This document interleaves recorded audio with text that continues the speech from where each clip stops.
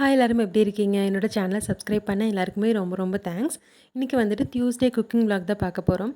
நைட்டே வந்துட்டு இட்லிக்கும் அப்புறம் சோள தோசைக்கும் வந்து அரிசி உளுந்து எல்லாம் ஊற வச்சுருந்தேன்.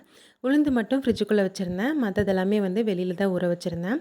ஃப்ரிட்ஜில் வச்சதுனால என்னவோ நல்லா சூப்பராகவே உளுந்து நல்லா ஃப்ளஃபியாக வந்திருந்தது. ஸோ காலையில் எந்திரிச்சோன்னே ஃபஸ்ட்டு வந்துட்டு கிரைண்டர் கழுவி அரிசி உளுந்து ஆட்டிடலான்னு சொல்லிவிட்டு அதையும் ஆட்டிகிட்டே சைட் பை சைட் வந்து சமையலும் வந்து ஸ்டார்ட் பண்ணியிருக்கேன்.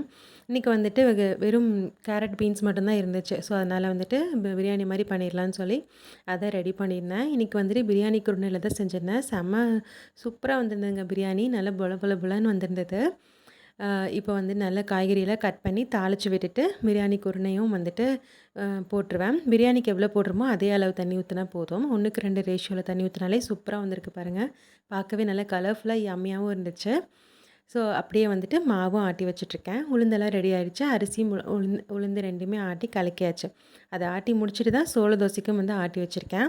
நைட்டு டிஃபனுக்கு வந்து சோள தோசை பண்ணிடலான்ட்ருக்கேன். அதுக்கப்புறம் தயிர் வெங்காயம் மட்டும் போட்டு வச்சாச்சு. ஏன்னா டைம் இல்லை. அப்புறம் டிஃபனுக்கு வந்து காலையில் தேங்காய் சட்னி மட்டும் அரைச்சிட்டு காலையில் கணேஷ்க்கு வந்து ஊட்டி விட்டுட்டேன் தோசை ஊற்றிட்டு.